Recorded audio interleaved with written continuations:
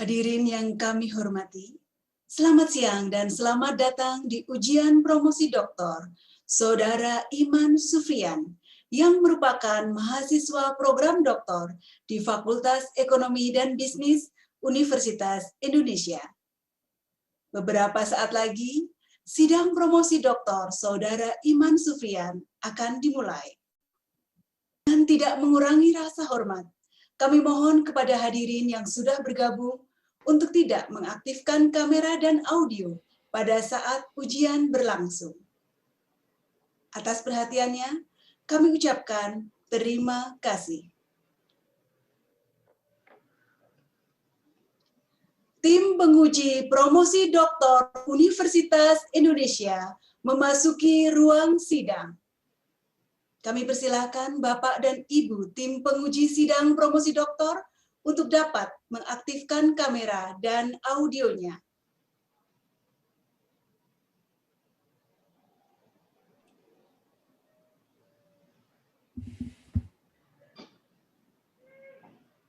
Calon doktor Saudara Iman Sufrian disilakan memasuki ruang sidang. Sekali lagi, kami mohon dengan hormat untuk Bapak dan Ibu tamu undangan agar tidak mengaktifkan kamera dan audionya karena ujian akan segera kami mulai.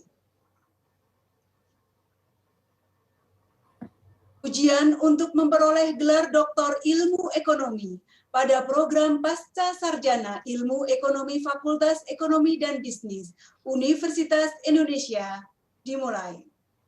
Kami silakan Ketua Sidang, Bapak Profesor Nahrawi Jalal Nahrawi, PhD, untuk membuka sidang ini. Assalamualaikum warahmatullahi wabarakatuh. Selamat siang, salam sehat, dan salam sejahtera buat kita semua. Hadirin undangan yang kami hormati, pada hari ini Rabu 27 Januari 2021, sidang terbuka promosi doktor Universitas Indonesia saya buka.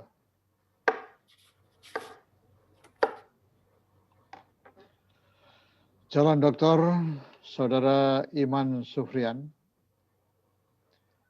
sidang terbuka promosi doktor yang saat ini berlangsung akan mengajukan pertanyaan dan sanggahan atas disertasi saudara yang berjudul Desentralisasi dan Ketimpangan Layanan Kesehatan di Indonesia.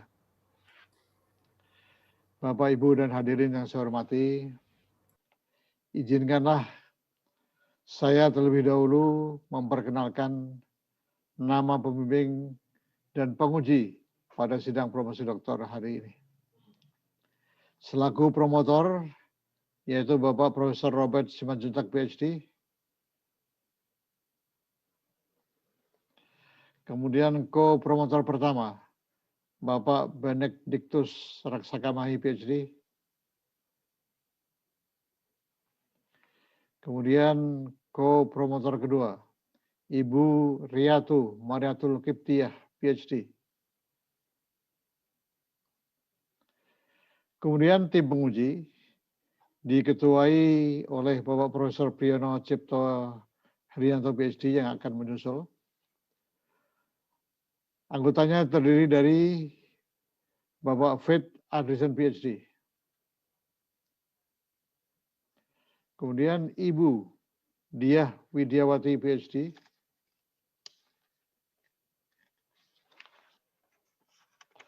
Kemudian Ibu Prani Sastiono, PhD.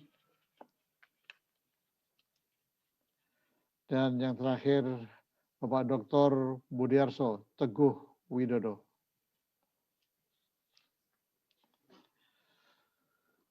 Selanjutnya, saya persilakan Bapak Profesor Robert Simanjuntak, PhD, selaku promotor untuk memulai acara ujian. Silakan, Prof. Terima kasih, Prof. Nahrawi. Calon doktor Saudara Iman Sufrian, saya persilakan untuk membacakan secara singkat ringkasan atau intisari dari disertasi saudara dalam waktu 15 menit. Yang terhormat promotor Bapak Profesor Robert Simanjuntak, PhD. Perkenankan saya membacakan ringkasan atau inti disertasi saya sebagai berikut. Judul disertasi saya adalah Desentralisasi dan Ketimpangan Layanan Kesehatan di Indonesia. Outline ringkasan disertasi saya terdiri dari 7 poin, yaitu tindak lanjut saran penguji, latar belakang penelitian, pertanyaan penelitian, kontribusi penelitian, literatur review, data, dan hasil penelitian. Tindak lanjut saran penguji. Saya sudah, di bagian awal saya sampaikan bahwa saya sudah mencoba melakukan tindak lanjut atas beberapa masukan dan saran dari tim penguji. Saran perubahan judul dari Bapak Profesor Priyono Cipto Herianto, PhD, sudah saya lakukan dengan berubah judul menjadi desentralisasi dan ketimpangan layanan kesehatan. Selanjutnya, saran untuk pengujian sampel selection oleh Ibu Diah Widiawati, PhD, sudah saya lakukan dengan uji sampel selection Heckman Probit yang diungkap secara rinci jumlah sampel susunas dan sampel penelitian. Hal ini disajikan pada disertasi poin 322. Selanjutnya, kritik dan masukan Ibu Diah Widiawati, PhD, dan Bapak Fit Adrison, PhD, mengenai konsistensi model teoritis dan model empiris juga sudah saya jelaskan merujuk pada studi Ponce Rodriguez et al. 2018 yang disajikan pada halaman 120. Selanjutnya, masukan disertasi perbaikan definisi pengukuran variasi dan penggunaan model estimasi fixed effect, robust standard error sudah saya lakukan dan disajikan pada tabel 4 dan poin 2. Dan terakhir, saran dan masukan perbaikan kesalahan penulisan dan definisi desentralisasi sudah dimasukkan, yang dari Bapak Dr. Budiarso Teguh Widodo sudah saya masukkan dalam draft disertasi poin 22. Latar belakang penelitian. Sejak 4 dekade terakhir telah banyak negara yang mencoba untuk menyerahkan kewenangan pemerintahan kepada pemerintah daerah yang dikenal dengan desentralisasi untuk memperbaiki kinerja penyediaan layanan publik. Namun hasil empiris menunjukkan hasil yang beragam. Untuk konteks Indonesia, Indonesia sudah mengalami beberapa fase kebijakan desentralisasi yang dimulai pada tahun 2001 melalui Undang-Undang 25 tahun 1999 yang menyerahkan kewenangan yang besar kepada pemerintah daerah di tingkat provinsi dan kabupaten kota untuk penyelenggaraan layanan publik. Selanjutnya pada tahun 2005 sampai tahun 2014, pemerintah beserta DPR memperluas desentralisasi dan menambah bentuk kebijakan desentralisasi dengan demokratisasi lokal melalui Undang-Undang 32 tahun 2004. Berdekatan dengan pemberlakuan Undang-Undang 32 tahun 2004, pemerintah beserta DPR juga mengesahkan Undang-Undang Nomor 40 tentang Sistem Jaminan Sosial Nasional. Dengan ini, pemerintah secara formal mengadopsi prinsip keadilan layanan kesehatan. Berdasarkan latar belakang tersebut, saya memformulasikan 2 pertanyaan penelitian. Pertanyaan pertama adalah, bagaimana dinamika ketimpangan layanan kesehatan di Indonesia selama kurun waktu tahun 1996 sampai 2014. Sedangkan pertanyaan yang kedua adalah, bagaimana efek desentralisasi terhadap ketimpangan layanan kesehatan. Kontribusi penelitian ini adalah sebagai berikut. Studi-studi yang mengevaluasi pencapaian dimensi kinerja pelayanan kesehatan di Indonesia masih terbatas. Studi-studi yang ada menekankan pada faktor sosioekonomi sebagai sumber ketimpangan layanan kesehatan dengan menggunakan concentration index sebagai ukuran ketimpangan layanan kesehatan. Pada penelitian ini, saya menekankan pada faktor geografis sebagai sumber ketimpangan layanan kesehatan dengan menggunakan ukuran TEL index dan dekomposisinya untuk konteks Indonesia. kontribusi penelitian. Yang berikutnya, studi yang mengevaluasi dampak desentralisasi terhadap ketimpangan layanan kesehatan masih terbatas. Oleh karena itu, penelitian ini akan memberikan empiris mengenai dampak desentralisasi, indikasi dampak desentralisasi terhadap ketimpangan layanan kesehatan. Selanjutnya, dalam penelitian empiris ini menguji mekanisme transmisi desentralisasi terhadap ketimpangan layanan kesehatan melalui efek transmisi penyediaan secara langsung maupun melalui penyediaan sumber daya kesehatan.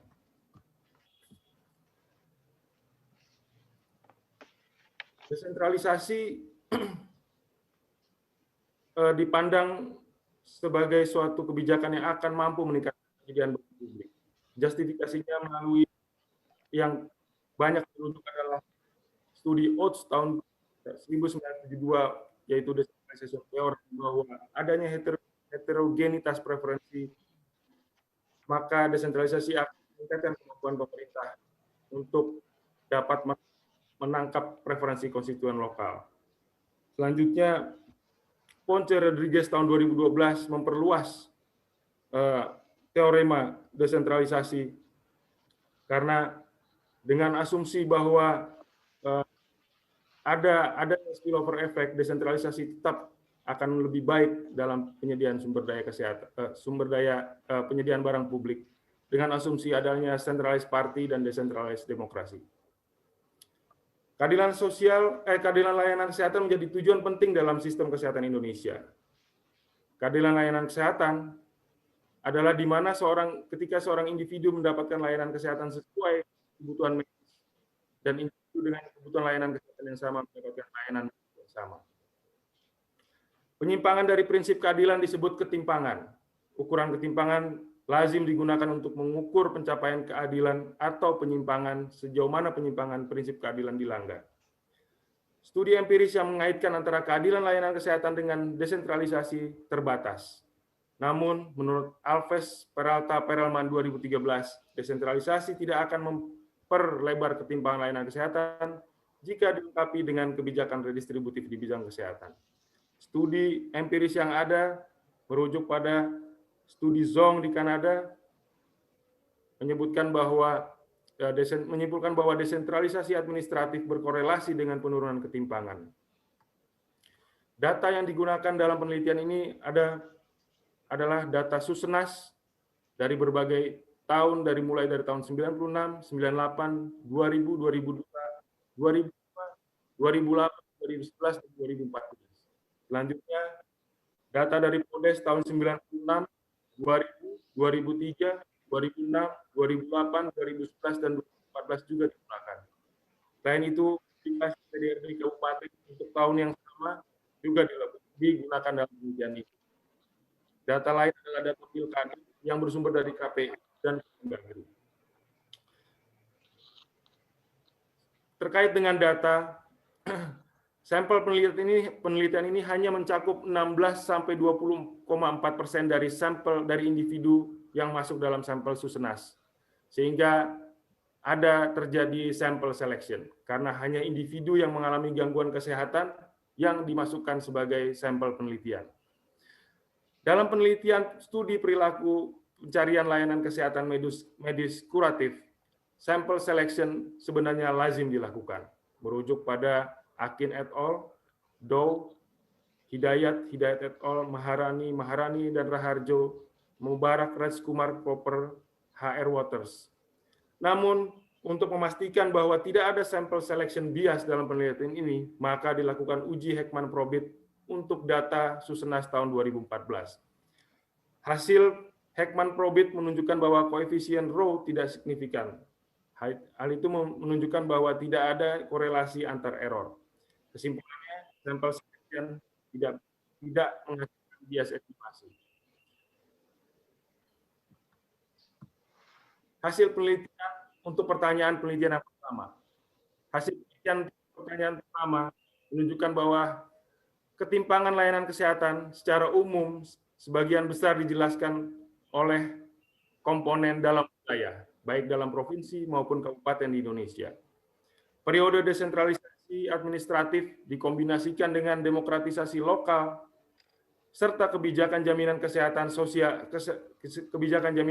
sosial itu dikaitkan dengan penurunan ketimpangan total, ketimpangan dalam wilayah maupun ketimpangan antar wilayah. Hal itu terjadi pada periode 2005 sampai 2014.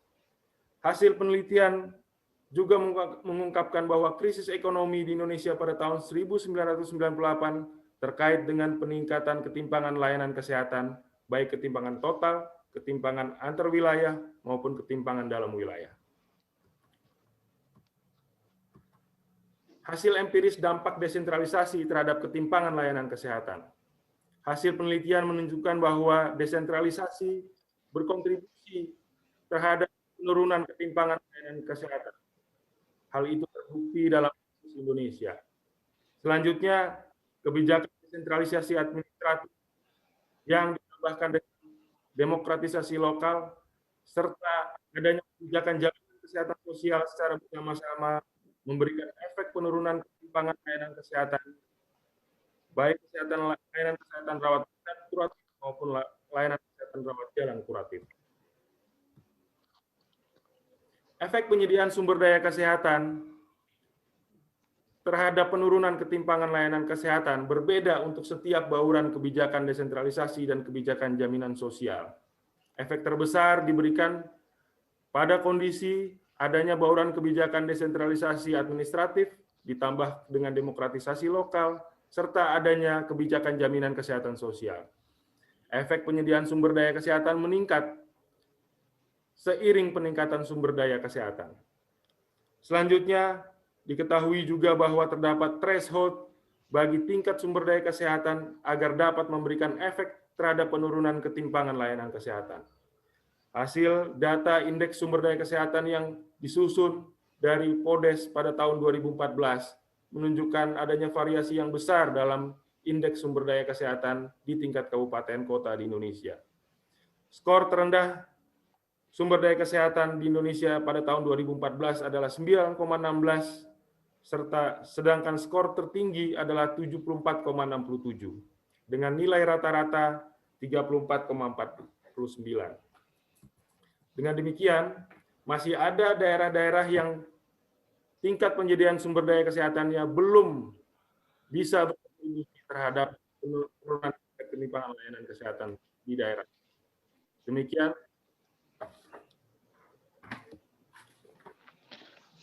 Demikian ringkasan disertasi yang saya sampaikan. Terima kasih. Terima kasih. Calon Doktor Saudara Iman Sufrian.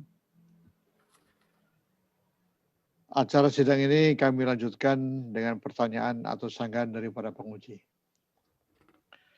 Bila sudah hadir, saya persilakan penguji pertama, Bapak Profesor Priyono Cipto Rianto PhD, selaku Ketua Penguji menyampaikan pertanyaan atau sanggahannya.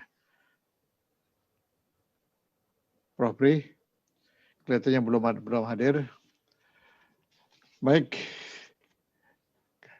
kami lanjutkan. Saya persilakan Bapak Fit Adrison PhD untuk mengajukan pertanyaan atau sanggahan. Silakan Pak Fit.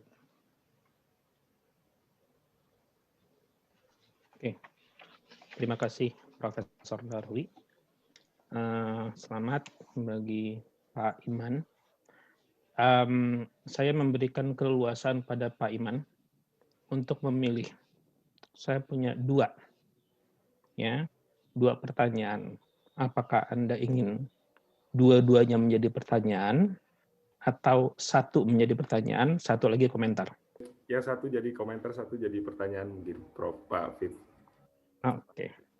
Saya memang sudah bisa memprediksi seperti itu. Makanya saya cukup dua. Ya.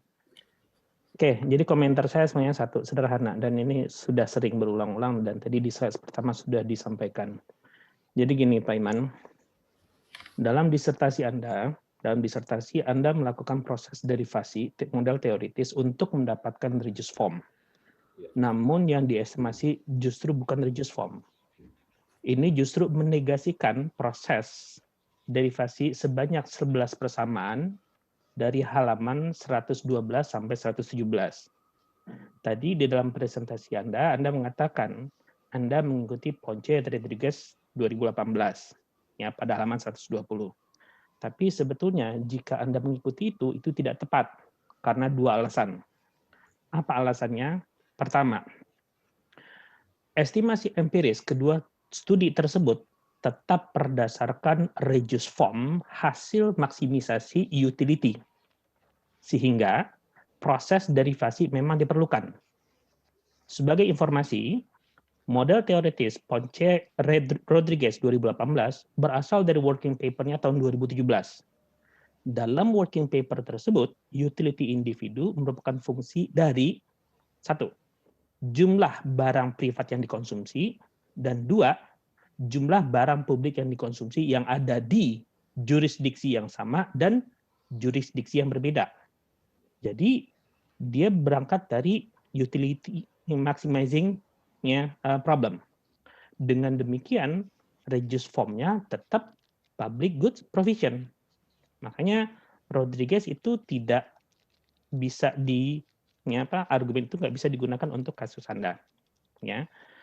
Yang kedua, alasan kedua adalah dependent variable ya, yang Anda gunakan itu berbeda dengan studi yang digunakan, ya, baik Ponce Rodriguez ya, maupun Faget Sanchez 2014.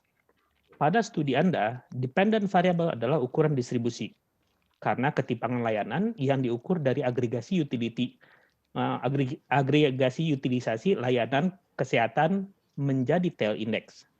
Sementara studi Ponce Rodriguez 2018 dan Faget Sanchez 2014 tidak menggunakan ukuran ketimpangan atau distribusi, melainkan mereka menggunakan level penyediaan barang publik.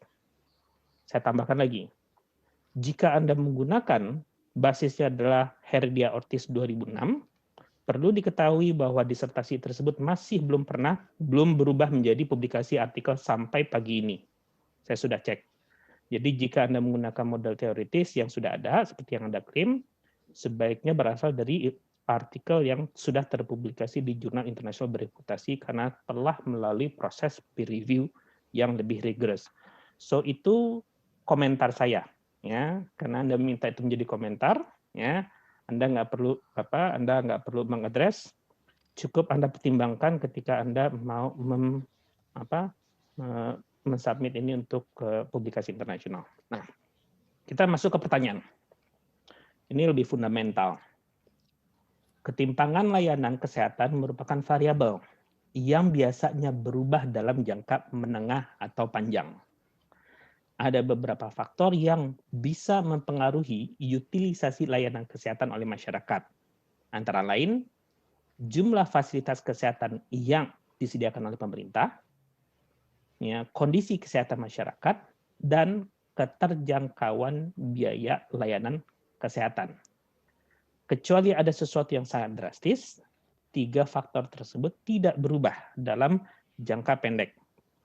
Ini berarti nilai ketimpangan dalam suatu daerah dalam jangka pendek tidak akan berubah begitu banyak.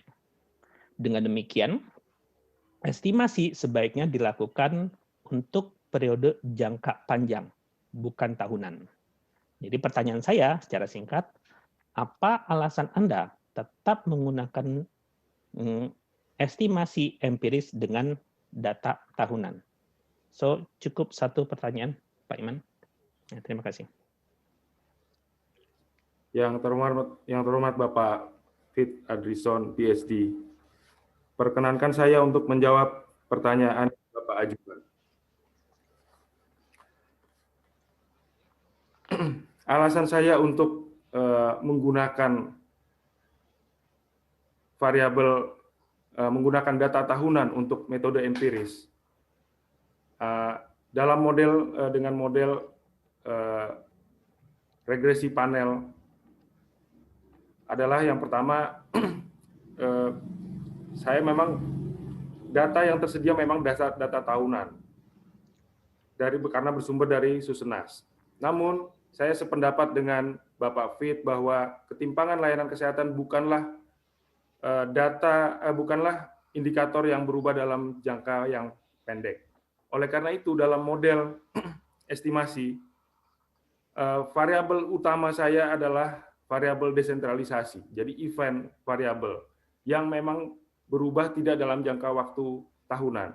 Kalau kita lihat dari indikator, variabel utama adalah variabel kategorik dengan nilai 1 sampai 4 yang melihat dari periode sebelum desentralisasi, periode desentralisasi administratif, periode desentralisasi administratif ditambah dengan kebijakan jaminan kesehatan sosial, dan periode dan kondisi desentralisasi administratif, politik, dan kebijakan jaminan kesehatan sosial. Rentang waktu yang saya gunakan dalam penelitian ini adalah 16 tahun untuk 3-4 fase. Jadi memang tidak tahunan, Pak Fit. Demikian jawaban yang dapat saya berikan. Bagaimana Pak Bet? Apa ada komentar lagi? Cukup, Pak. Baik, Cukup. saya persilakan penguji berikutnya, Ibu Diah Widiawati PhD, untuk mengajukan pertanyaan atau sanggahan. Silakan Bu Diah. Oke, terima kasih Pak Naroli selaku Ketua Sidang. Mungkin pertanyaan saya ini lebih kepada membantu Pak Iman untuk melihat kembali satu kesatuan, konsistensi, narasi yang coba dibangun oleh Pak Iman lewat naskah disertasinya. Artinya sebenarnya mungkin semua sudah ada dalam tulisan, tapi karena tidak terlihat mana yang utama dan mana yang supporting, sehingga strong kesimpulan cukup kuat yang bisa dijual dari disertasi ini belum terlihat. Nah, kalau saya coba supaya memudahkan, kalau melihat ke naskah disertasinya akan terlalu panjang lebar, detail. Saya sendiri juga tidak bisa membaca semuanya dalam waktu yang singkat. Jadi kalau kita lihat slide-nya Pak Iman ini kan ada 2 pertanyaan besar yang ingin dijawab lewat penelitiannya. Pertanyaan pertama itu terkait dengan, ini ada kata-kata bagaimana dinamika ketimpangan layanan kesehatan di Indonesia selama kurun waktu 96-2014.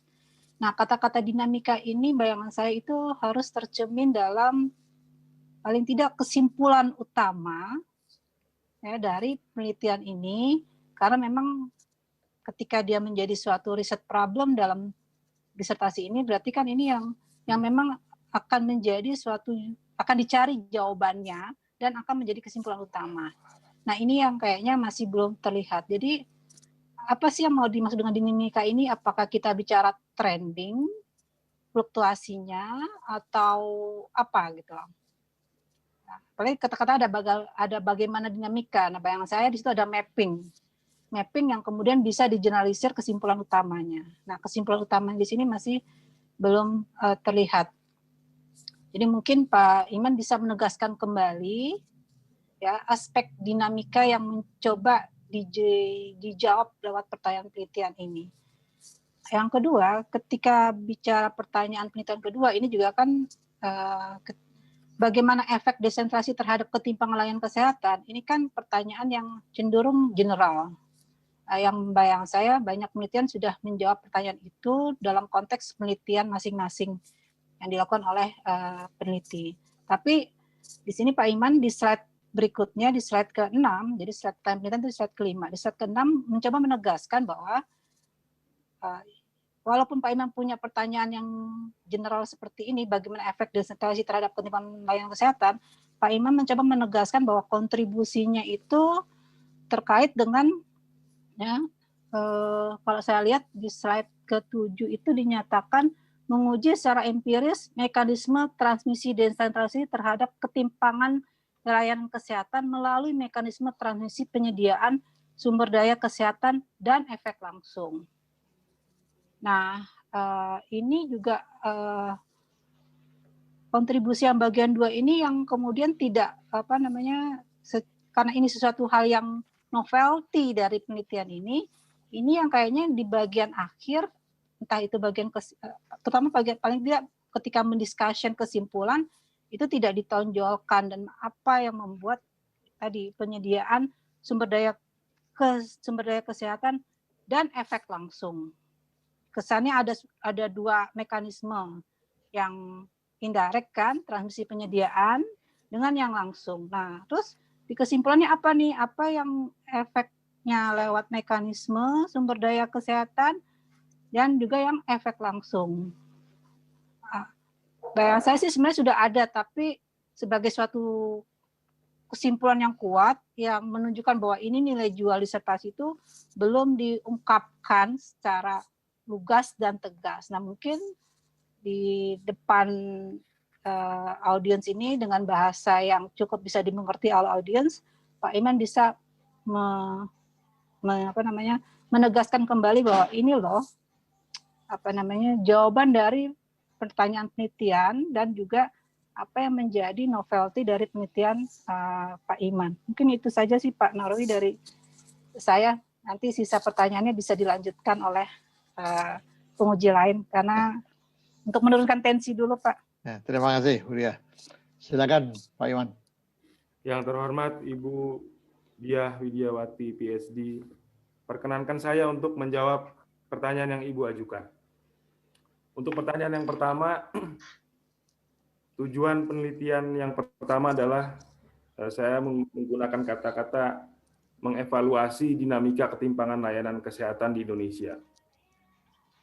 Kalau kita lihat dari kebijakan yang diadopsi secara formal oleh pemerintah dan DPR melalui Undang-Undang 40 Sistem Jaminan Sosial Nasional, itu pemerintah Indonesia secara formal mengadopsi prinsip keadilan layanan kesehatan. Dengan diadopsinya prinsip keadilan layanan kesehatan, maka perlu dilakukan monitoring dan evaluasi atas pencapaian prinsip keadilan layanan kesehatan tersebut. Artinya, tentu kita bisa melihat atau mengevaluasi apakah terjadi perbaikan atau pemburukan ketimpangan layanan kesehatan. Kita memerlukan data yang dalam rentang waktu yang panjang untuk bisa melihat bagaimana perubahan ketimpangan layanan kesehatan dari waktu ke waktu. Nah, demikian yang dapat saya sampaikan, Bu. Untuk yang pertanyaan kedua, yang dimaksud dengan menguji secara empiris mekanisme transmisi, bagaimana dampak desentralisasi terhadap ketimpangan layanan kesehatan. Secara teoritis, dengan merujuk dari model teoritis Ortiz tahun 2006, disebutkan bahwa desentralisasi itu akan berkontribusi terhadap perbaikan kinerja layanan publik melalui dua efek, yaitu efek langsung maupun efek tidak langsung melalui penyediaan sumber daya kesehatan. Keputusan yang diambil oleh pemerintah daerah adalah menyediakan sumber daya kesehatan. Namun ketimpangan itu adalah efek lanjutan sebagai hasil dari penyediaan sumber daya kesehatan. Selain itu ada efek langsung, karena desentralisasi ini adalah suatu kebijakan yang kompleks. Dia bisa dilihat sebagai suatu event maupun sebagai suatu proses. Secara ekonometrik, saya menggunakan indikator kategorik, jadi melihat event. Nah, ini yang jawaban yang dapat saya berikan. Bu Diah, apakah cukup puas Bu Diah?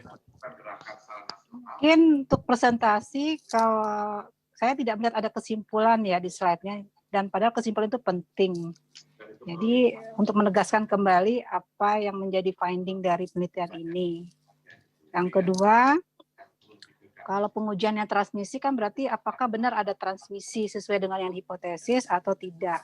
Itu mungkin yang saya nggak tahu apakah pertanyaan penelitiannya harus dirubah perumusannya supaya supaya link dengan kontribusinya, atau ditunjukkan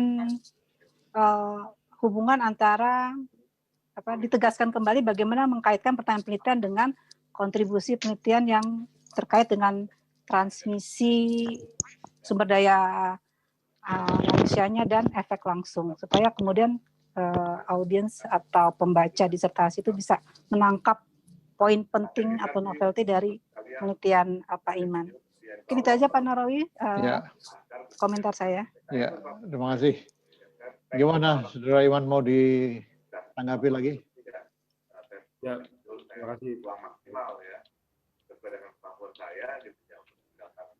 Tidak ada. Baik, karena Prof. Priyono sudah available, kami persilakan kepada Bapak Prof. Priyono selaku Ketua Penguji menyampaikan pertanyaan. Silakan Prof. Priyono. Terima kasih Prof. Nahrawi. Mohon maaf ini karena baru aja selesai seperempat jam yang lalu di PPIM. Dan di PPIM itu saya promotornya. Mana juga saya harus dengerin semuanya dari penguji. Saya cuma satu aja mungkin, terus terang aja yang dulu pernah saya tanyakan juga ke Pak Iman ini. Dan sudah diganti. Jadi dulu namanya keadilan pelayanan ya, sekarang jadi kesenjangan. Nah, saya jadi ingin nanya nih, kalau ada seseorang kena sakit, ya, kemudian dia datang ke ini untuk mendapatkan pelayanan kesehatan. Kemudian orang itu diobati dengan obat A, misalnya. Kemudian ada orang lain yang datang juga, yang sakitnya sama, kemudian juga diobati dengan obat A. Gitu. Nah, ini kasus yang pertama. Kasus yang kedua, ada orang datang sakit, diobati dengan obat A, tapi sebanyak 10 butir. Kemudian ada orang kedua yang sakit, datang, sama penyakitnya, diobati juga dengan obat A, tetapi hanya diberikan 5 butir. Mana yang kesenjangan, mana yang keadilan? Yang terhormat Bapak Prof. Priyono Cipto Herianto, PhD. Perkenankan saya untuk menjawab pertanyaan yang Bapak ajukan. Berdasarkan definisi yang bisa dikatakan sudah banyak dirujuk atau digunakan dalam penelitian ya, di area ini. Yang dimaksud dengan keadilan layanan kesehatan adalah ketika seorang individu mendapatkan layanan kesehatan berdasarkan kebutuhan medis dan individu yang memiliki kebutuhan medis yang sama mendapat perlakuan yang sama.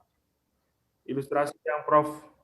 Priyono Cipto Herianto sebutkan tadi, ada dua contoh individu yang datang dengan kebutuhan medis yang sama, mendapat perlakuan yang sama. Hal itu memenuhi definisi keadilan layanan kesehatan. Ilustrasi yang kedua, Prof. mengilustrasikan 2 orang dengan kebutuhan yang sama, tapi mendapatkan perlakuan yang berbeda. Hal itulah yang merupakan, kalau bicara obatnya, sakitnya A, obatnya ada yang 9, ada yang 10. Sebenarnya kalau kita lihat, kalau memang kebutuhannya itu sama-sama 10, diperlakukan berbeda, itulah yang namanya ketimpangan. Sumber ketimpangan itu, sumber perbedaan perlakuan ini adalah hanya bisa dijustifikasi untuk faktor kebutuhan. Demikian jawaban yang dapat saya berikan, Prof. Terima kasih, Prof. Nahrawi. Iya, gimana Prof. Priyono? Cukup puas? Oke. Baik, kalau gitu. Saya persilakan penguji berikutnya, Ibu Prani Sastiono, PhD, untuk mengajukan pertanyaan atau sanggahan. Silakan Bu Prani. Terima kasih Prof. Nahrawi. Selamat siang, Iman. Selamat sudah sampai ke tahap ini. Pertanyaan saya berhubungan dengan pertanyaan Bu Diah ya. Jadi bagaimana efek desentralisasi terhadap ketimpangan, misalnya ketimpangan rawat inap gitu. Karena kan kalau kita lihat dari regresinya itu efeknya berbeda ya antara dia sole variable dengan interaksi. Nah itu efek totalnya seperti apa, kalau efek langsungnya seperti apa, efek tidak langsungnya seperti apa. Dan mungkin itu harus ada di kesimpulan. Itu pertanyaan pertama saya. Yang kedua mungkin komen saja, tolong hipotesanya dicek kembali gitu ya. Di sini ada, saya lihat health resource itu punya efek positif ketimpangan. Nah, itu kenapa? Itu saja Prof. Nahrawi, Pak Iman. Terima kasih. Baik, terima kasih. Silakan. Yang terhormat Ibu Prani Sastiono, PhD, perkenankan saya untuk menjawab pertanyaan yang Ibu ajukan. Untuk pertanyaan yang pertama, mengenai perlunya perbaikan kesimpulan, saya akan, kalau kita bicara mekanisme transmisi, kalau kita bicara model regresi dengan variabel interaksi, sebenarnya kan yang menjadi variabel utama adalah koefisien dari variabel interaksinya. Kalaupun kita akan menginterpretasi main effect, sebenarnya itu tetap merupakan suatu conditional effect. Nah, saya dalam model regresi yang saya gunakan, itu yang saya lakukan, saya melakukan centering untuk variabel sumber daya kesehatan untuk bisa dapat menginterpretasi main effect. Namun memang saya akui mungkin kalau dari kesimpulannya itu efek langsung maupun tidak langsungnya perlu diperbaiki ya. Kemudian untuk pertanyaan yang berikutnya,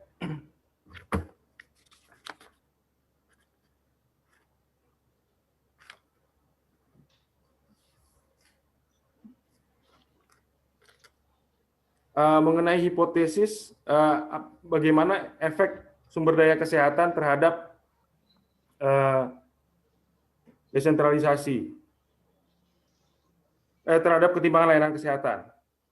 Merujuk pada Ortiz, penyediaan sumber daya kesehatan memang, atau merujuk pada Boyne, sumber daya kesehatan, peningkatan sumber daya itu setidaknya akan setidaknya tidak memperburuk. Jadi saya merujuk pada Boyne bahwa ketika kita menambah sumber daya itu bisa saja tidak memperbaiki kinerja, tapi sebenarnya tidak memperburuk kinerja. Oleh karena itu hipotesis yang saya sampaikan di situ 0 atau positif. Demikian jawaban yang dapat saya berikan. Baik, bagaimana Bu Prani? Apakah sudah cukup puas dengan jawaban dari Prof. Venus? Jadi maaf Prof. Ya, silakan. Lagi enggak. Jadi sumber daya kesehatan itu mengurangi atau meningkatkan ketimpangan, Pak Iman? Mengurangi ketimpangan, Ibu. Oke, jadi harusnya negatif atau positif ya? Negatif ya harusnya ya.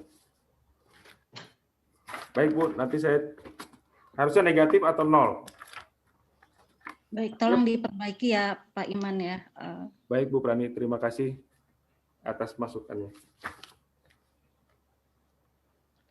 Gimana, cukup Bu Prani? Atau ada lagi? Baik Prof.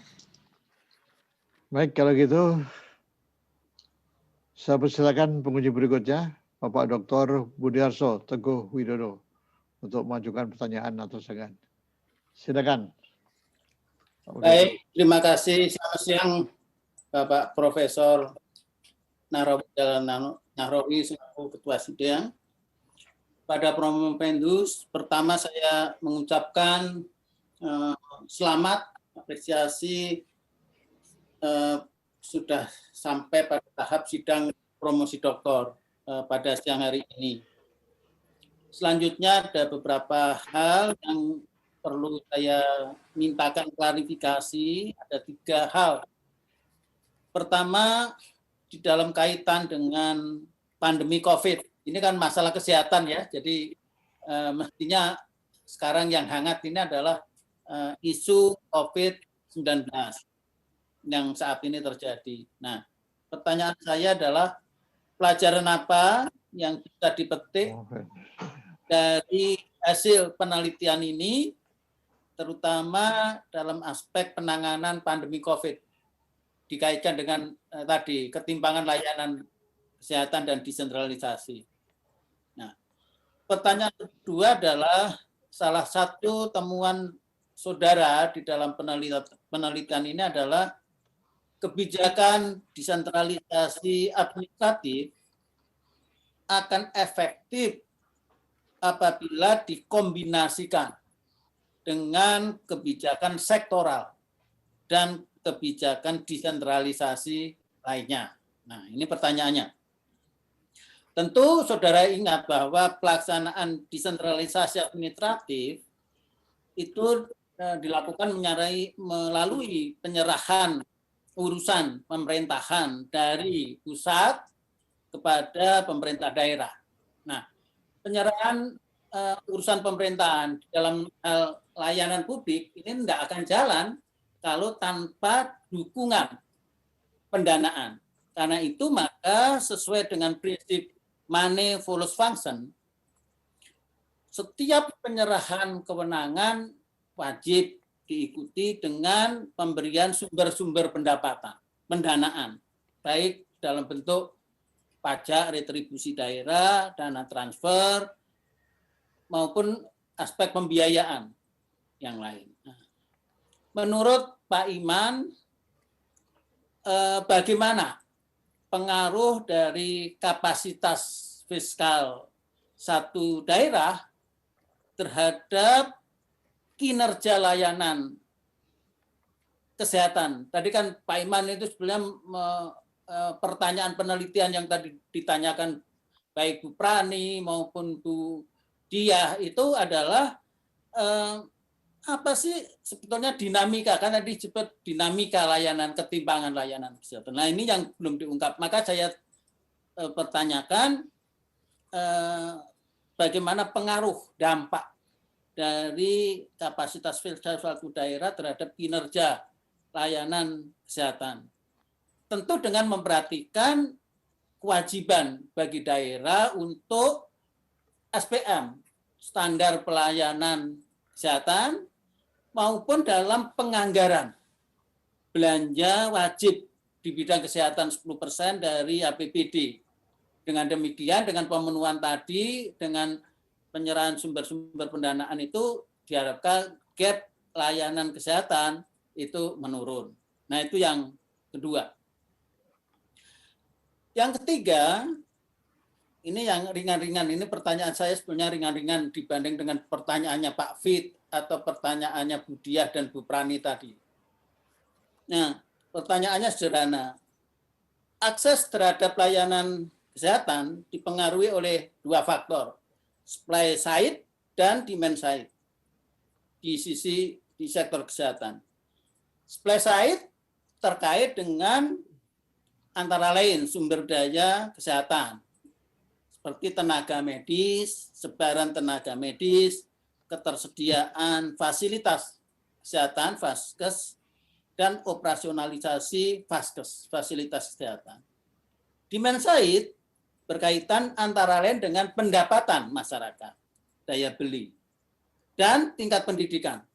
Nah, pertanyaannya, menurut Promovendus, dari hasil penelitian ini, mana aspek yang paling dominan antara supply side dan demand side dalam mempengaruhi penurunan atau gap layanan kesehatan? Nah, itu yang pertama. Kemudian mengapa?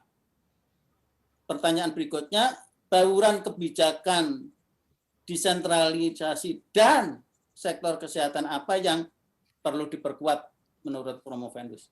Demikian Ketua Sidang, saya kembalikan. Terima kasih. Terima kasih Pak Budiarso. Silakan Saudara Iwan. Yang terhormat Bapak Dr. Budiarso Teguh Widodo, Perkenankan saya untuk menjawab pertanyaan yang Bapak ajukan. Untuk pertanyaan yang pertama, pelajaran apa yang bisa diambil dari penelitian ini jika dikaitkan dengan kondisi pandemi pada saat ini? Menurut saya, kalau kita kaitkan dengan kondisi sekarang, yaitu terjadi pandemi, efeknya adalah terjadi resesi ekonomi. Kondisi yang kita bicara resesi ekonomi, ada kontraksi PDB, bisa kita lihat, bisa kita rujuk ke tahun 1998 ketika terjadi krisis ekonomi, walaupun dari sumber yang berbeda.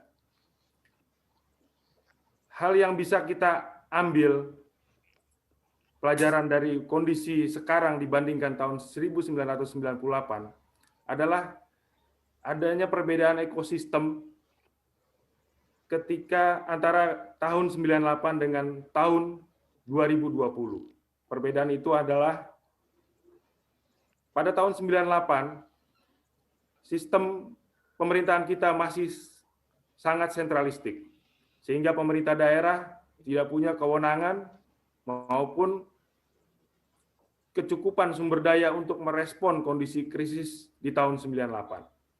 Termasuk kondisi krisis tahun 98 terhadap sektor kesehatan. Selanjutnya, pada tahun 98, Indonesia belum memiliki suatu sistem jaminan kesehatan sosial yang kuat.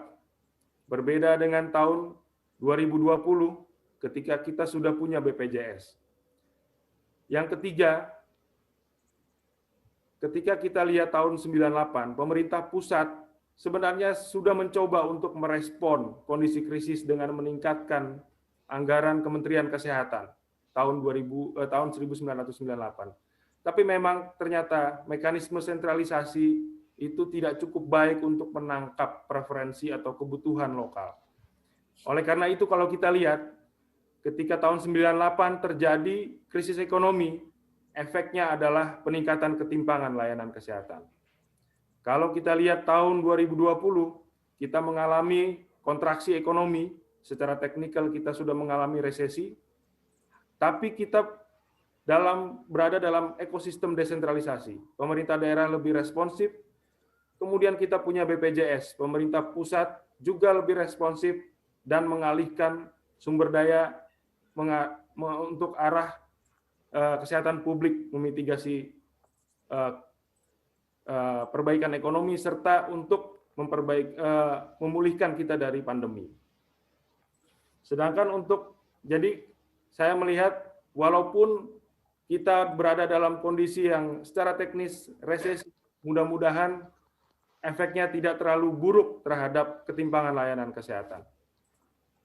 Kemudian pertanyaan kedua dari Bapak Dr. Budiarso Teguh Widodo adalah bagaimana efek kapasitas fiskal terhadap penyediaan sumber daya kesehatan.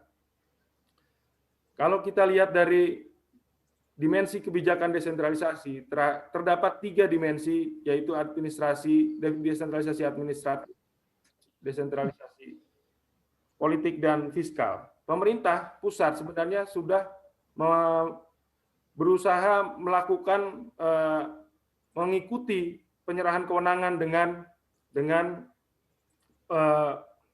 meningkatkan dana transfer. Hal ini terlihat bahwa secara rata-rata peningkatan sumber daya kesehatan kita itu tetap meningkat walaupun ada variasi kapasitas fiskal. Kemudian pertanyaan yang ketiga, kalau kita lihat dari mana yang lebih dominan, efek supply side atau demand side terhadap penurunan ketimpangan layanan kesehatan. Berdasarkan hasil penelitian saya, ternyata kalau kita lihat efek langsung dari peningkatan pendapatan PDRB per kapita, real per kapita, itu terhadap penurunan ketimpangan layanan kesehatan rawat jalan adalah 13,2%. Sedangkan untuk rawat inap efeknya adalah 6,47% setiap peningkatan Rp1.000 real per kapita. Nah, oleh karena itu, kalau kita bandingkan dengan efek supply side ini kalau kita lihat nilai koefisiennya relatif kecil. Untuk indeks sumber daya kesehatan senilai 1 pada kondisi desentralisasi administratif, politik, dan adanya jaminan kesehatan sosial hanya memberikan efek 1,07% untuk penurunan ketimpangan layanan kesehatan dan 1,95. Namun semakin besar penyediaan sumber daya kesehatan, efeknya itu bisa melebihi dari efek demand side. Jadi jawaban saya adalah mana yang lebih dominan? Ketika penyediaan sumber daya kesehatan semakin besar, efeknya terhadap penurunan ketimpangan menjadi lebih besar, bisa menjadi lebih besar dibanding efek demand side. Demikian jawaban yang dapat saya berikan. Pak Budiarso. Cukup, Pak. Cukup. Terima kasih. Saya persilakan penguji berikutnya, co-promotor pertama, Bapak Benedictus Raksakamahi, PhD, untuk menyampaikan tanggapan atau pertanyaan. Silakan Pak Mahi. Baik, Prof. Nahrawi, Ketua Sidang yang saya hormati, terima kasih atas kesempatan ini. Pertama-tama, selaku co-promotor, saya ingin menyampaikan selamat ya atas capaian Saudara Iman Sufrian sehingga sampai di sidang promosi siang hari ini. Jadi walaupun terasa menegangkan ya, dan tadi mungkin tensi sempat naik gitu ya, tapi saya harap tetap bergembira ya, karena akhirnya sampai ke tahap yang paling penting ini dalam bidang perjalanan akademik saudara di S3 FEB UI. Saya ingin hanya sekedar menambahkan beberapa hal yang mungkin bisa memperjelas dari kajian empiris saudara.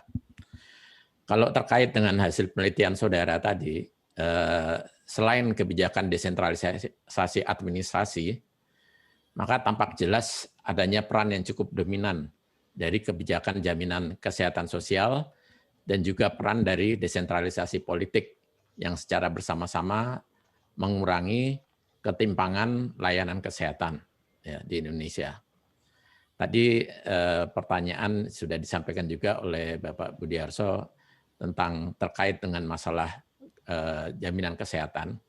Nah, saya ingin Anda sedikit memperjelas kira-kira bagaimana peran desentralisasi politik ini dalam memperkuat penurunan ketimpangan pelayanan kesehatan.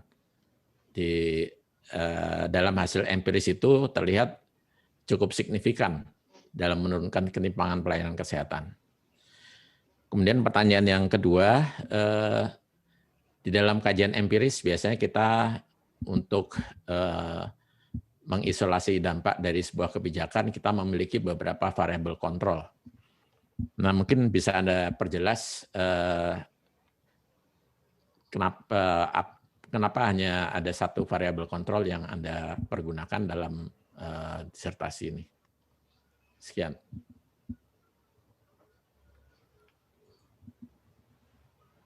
Silakan Pak Iwan. Yang terhormat Bapak Benedictus Raksakamahi, PhD, perkenankan saya untuk menjawab pertanyaan yang Bapak ajukan.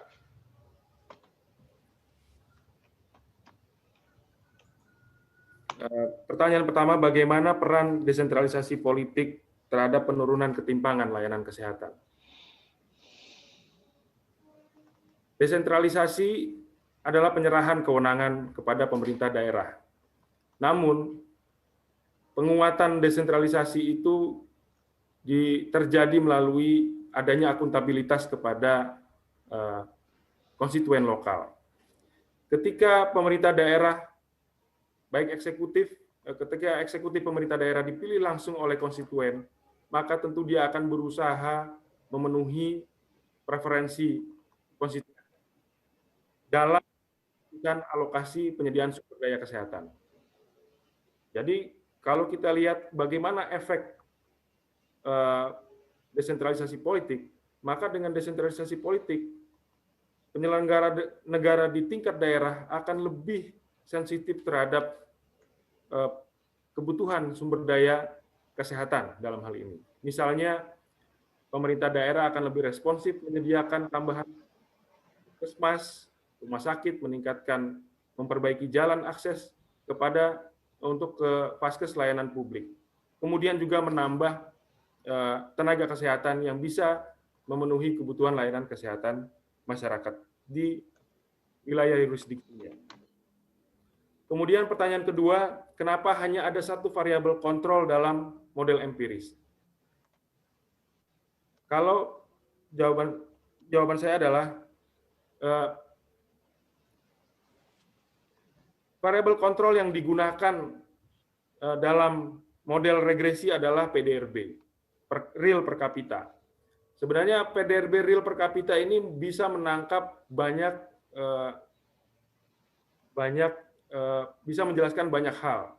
Misalnya bisa menjelaskan tingkat kesejahteraan masyarakat, tingkat pendidikan masyarakat, kemudian juga kalau kita bicara misalnya krisis ekonomi, bagaimana krisis ekonomi bisa berefek terhadap ketimpangan layanan kesehatan, itu juga tertangkap lewat penurunan PDRB per kapita.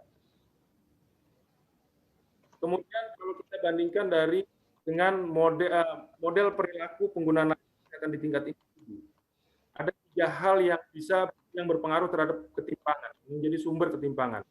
Sumber ketimpangan adalah ketersediaan sumber daya kesehatan, variabel sosial ekonomi maupun lokasi tempat tinggal. Nah, di model regresi ini menggunakan regresi panel fixed effect. Oleh karena itu, faktor domisili yang merupakan time invariant variabel itu akan menjadi omitted variabel dalam persamaan regresi. Demikian jawaban yang dapat saya berikan. Bagaimana Pak Mahi? Ya. Apakah ada komentar lagi? Cukup. Baik. Saya persilakan kepada co-promotor kedua, Ibu Riyatu Mariatul Giptiyah PhD, untuk menyampaikan tanggapan atau pertanyaan. Silakan Bu Riyatu. Terima kasih Prof. Nahrawi. Selamat untuk Promovendus. Anda sudah sampai pada tahap promosi ini. Dari disertasi Anda, kurang lebih di situ 200 halaman lebih ya Pak Iman ya. Kemudian dari presentasi yang Anda lakukan, saya setuju sebenarnya dengan penguji, suatu tantangan sendiri dari penelitian yang sudah Anda lakukan untuk kemudian summarize hasil yang sudah didapatkan. Sebenarnya tadi misalnya ketika pertanyaan penelitian Anda salah satunya adalah terkait dengan dinamika konteks tentang ketimpangan layanan kesehatan di Indonesia periode sebelum desentralisasi mulai dari 96 sampai dengan 2014. Periode yang cukup panjang juga untuk konteks terutama untuk studi-studi yang terkait dengan desentralisasi ini. Anda tadi sebutkan di presentasi Anda bahwa di sini adalah ketimpangan layanan kesehatan itu dominannya adalah terutama adalah ketimpangan layanan kesehatan dalam wilayah ya, dalam provinsi, within province ataupun within district. Nah, bagaimana pandangan Anda terkait dengan kebijakan di pemerintah pusat yang biasanya memperbandingkan antar provinsi ataupun antar kabupaten kota terkait dengan misalnya program-program pemerintah dari pusat. Kemudian konteks yang kedua, bagaimana Anda menjelaskan tadi mengenai koordinasi kebijakan di tingkat pusat dan juga konteks desentralisasi dari hasil Anda untuk yang empirik yang kedua, itu desentralisasi administrasi, misalnya di periode administrasi, itu cukup berbeda ketika misalnya di situ ada juga intervensi pemerintah pusat, yaitu misalnya dikeluarkannya SJSN. Mungkin bisa dielaborasi lagi, melengkapi juga presentasi Anda yang sudah Anda jelaskan dari presentasi dari PPT Anda tadi. Terima kasih. Yang terhormat Ibu Mariatul Kiptiah, PhD. Perkenankan saya untuk menjawab pertanyaan yang Ibu ajukan.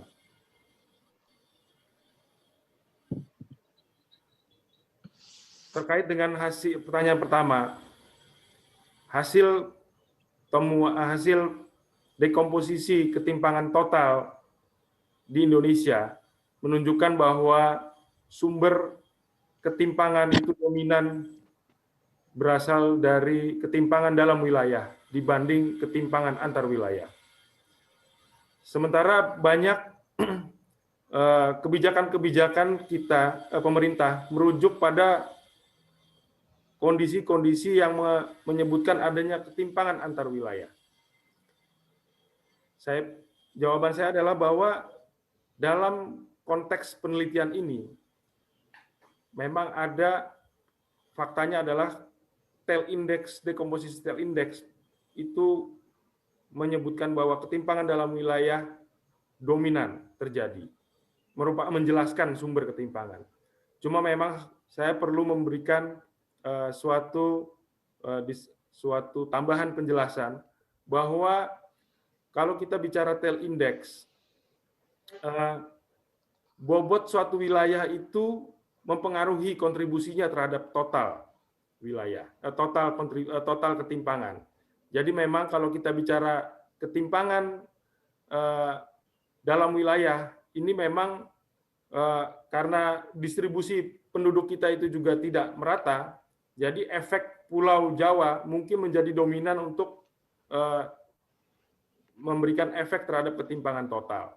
Sehingga walaupun misalnya ketimpangan yang tinggi katakanlah di wilayah yang lebih remote seperti misalnya Indonesia Timur, Papua, Maluku, mungkin efek kontribusinya terhadap ketimpangan total itu menjadi relatif lebih kecil, karena memang penduduknya lebih kecil, atas share population-nya kecil. Oleh karena itu memang sebenarnya tidak salah juga ketika pemerintah mengatakan bahwa terjadi ketimpangan antar wilayah. Tapi dalam konteks ini, ketimpangan dalam wilayah itu sudah diboboti oleh share population, populasi share dari suatu region. Kemudian pertanyaan yang kedua,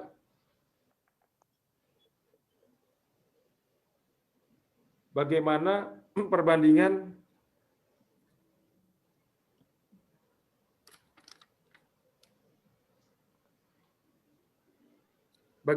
empiris yang kedua cukup berbeda, mungkin bisa dielaborasi kembali. Jawaban saya adalah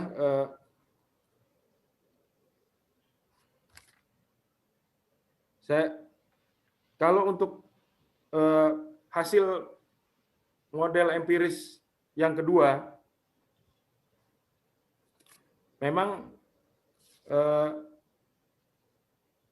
saya perlu mengelaborasi. Saya berterima kasih atas masukannya, akan saya elaborasi menjadi lebih jelas mengenai empiris, dampak empiris yang kedua.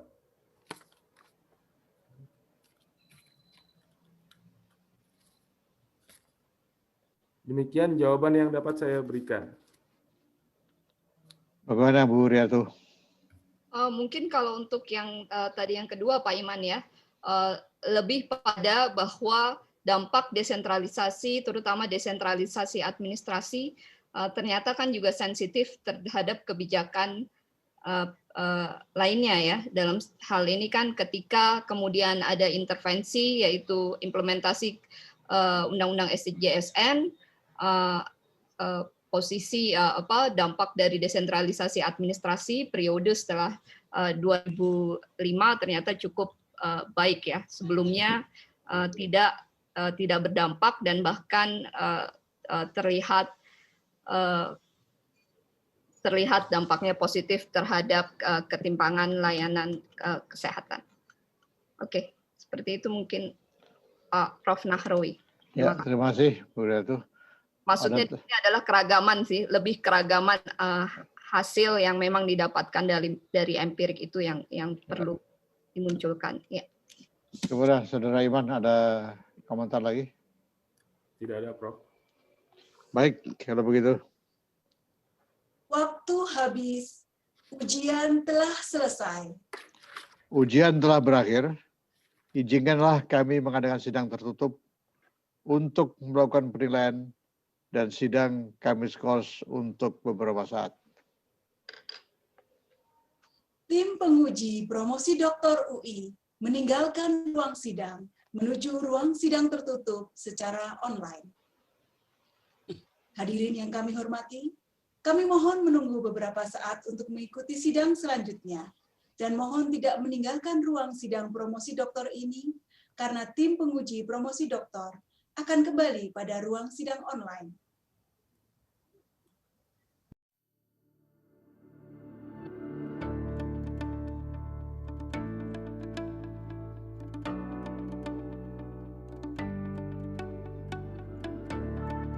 Program studi S3 Ilmu Ekonomi didirikan pada 1993 berada di bawah naungan Fakultas Ekonomi dan Bisnis Universitas Indonesia. Program studi S3 Ilmu Ekonomi memiliki visi menjadi pusat pembelajaran ilmu ekonomi jenjang doktoral yang bereputasi baik di tingkat nasional dan di Asia, sehingga berkontribusi terhadap pembangunan Indonesia dan masyarakat global. Program yang kami tawarkan adalah program S3 Kuliah dan Riset serta S3 by Research. Tujuannya adalah program S3 Ilmu Ekonomi dapat berkontribusi dalam menghasilkan penelitian ilmiah bidang ekonomi yang berkualitas dengan landasan kerangka teoritis dan metode empiris yang tepat dan terkini dengan mempertimbangkan aspek inter, multi, dan transdisiplin. Untuk mendukung pendidikan ilmu ekonomi yang berkualitas tinggi, kontekstual, dan sejalan dengan perkembangan ilmu ekonomi global, kami melibatkan dosen-dosen berkualifikasi profesor dan doktor yang terbaik di bidangnya.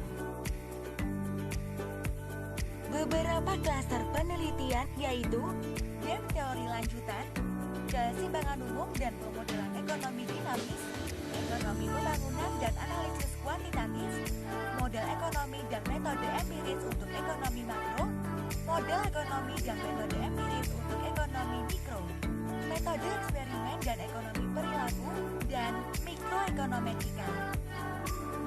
Alumni kami tersebar hampir di seluruh wilayah di Indonesia, di berbagai kementerian atau lembaga, beberapa pemerintah daerah maupun lembaga internasional.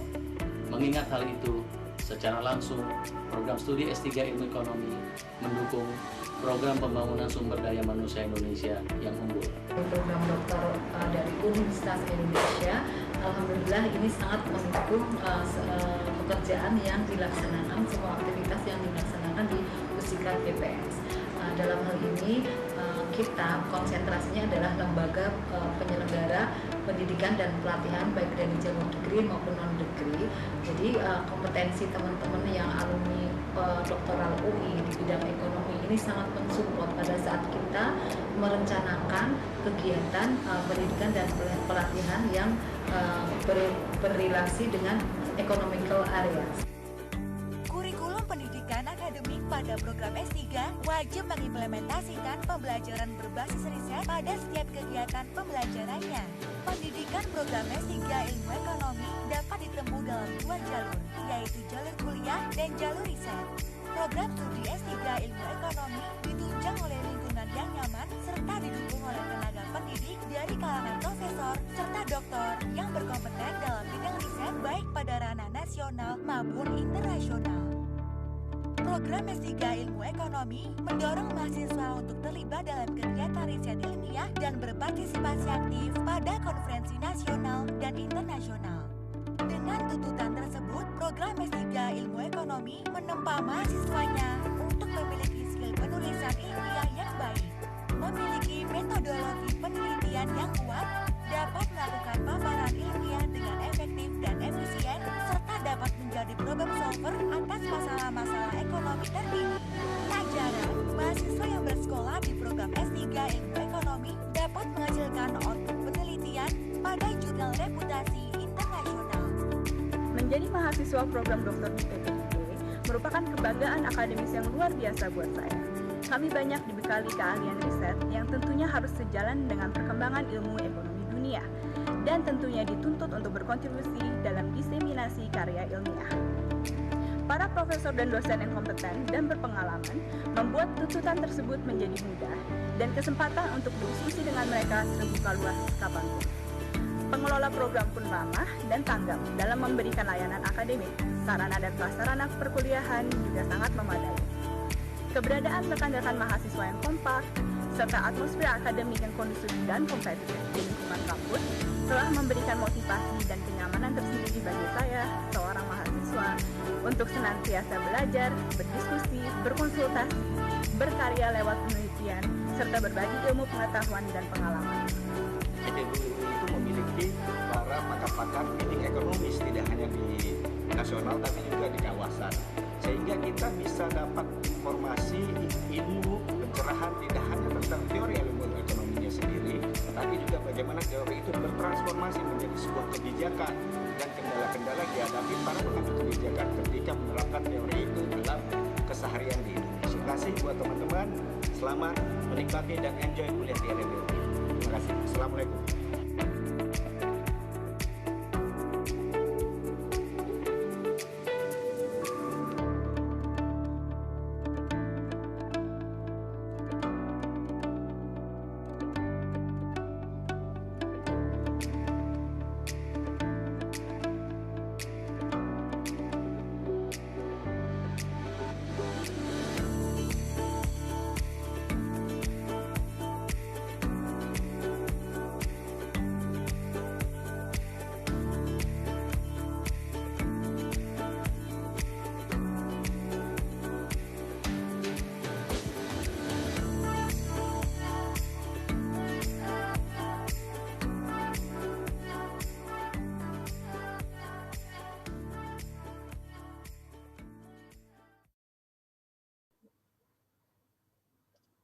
Hadirin yang kami hormati, tim penguji promosi doktor Universitas Indonesia memasuki ruang sidang. Calon doktor Saudara Iman Sufrian dipersilakan masuk ke ruang sidang dan harap mengaktifkan kamera serta audio.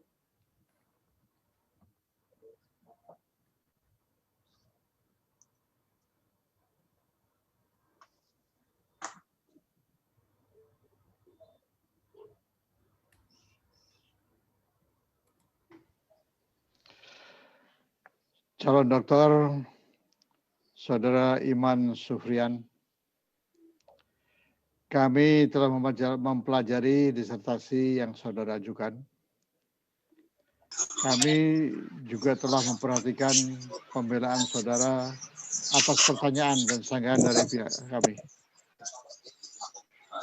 Promotor yang diketuai oleh Profesor Robert Simanjuntak PhD telah menyampaikan keterangan mengenai pengembangan keahlian saudara.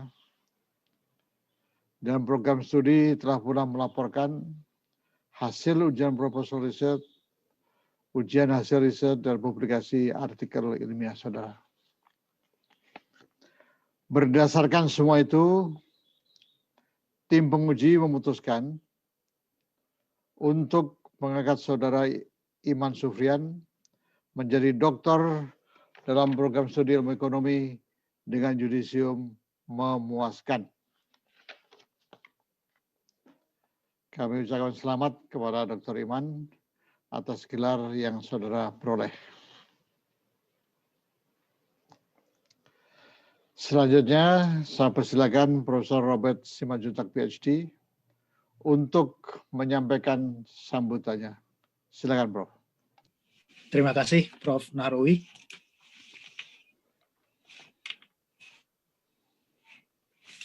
Ibu, Bapak, dan hadirin seluruh tamu undangan yang terhormat, selamat siang menjelang sore dan salam sehat untuk semuanya.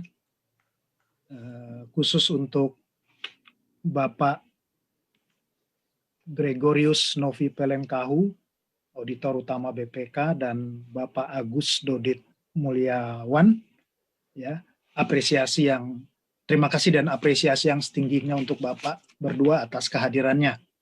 Ya. Yang pertama, saya ingin tentu saja berterima kasih juga kepada Prof. Nahrawi, ya, yang sudah memandu sidang promosi ini dengan lancar dan sangat baik dari jam 1 tadi. Kita bergantian ya, Prof, ya. Ya, sebelumnya saya yang menjadi ketua sidang untuk mahasiswa, ya, di mana Prof. Nahrawi sebagai promotornya begitu. Tadi pagi, ya. Terima kasih Prof sudah membantu.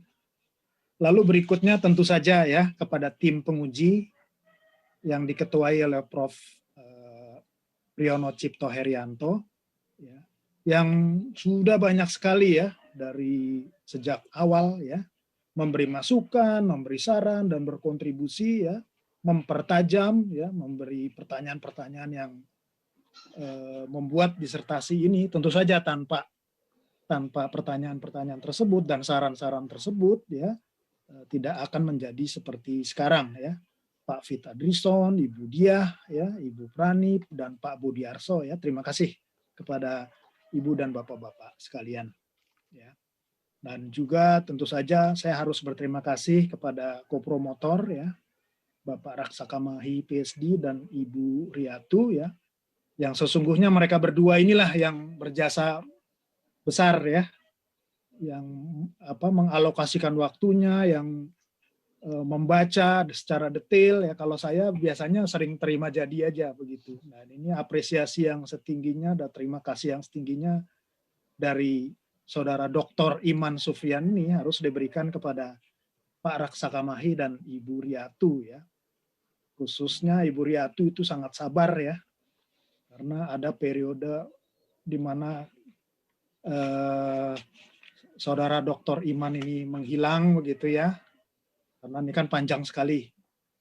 Saudara Iman ini sangat maksimal menggunakan waktu ya. Jadi waktu yang tersedia tidak mau disia-siakan, ya, digunakan sepenuhnya. Kalau mahasiswa yang lain itu tidak mau menggunakan secara maksimal. Saya tidak bilang optimal ya, tetapi maksimal begitu ya. Jadi Ibu Riatu inilah yang sangat secara sabar selalu mengontak, selalu memberi masukan dan saran dan menghubungi ya supaya bisa kembali lagi Saudara Dr. Iman Sufyan ini.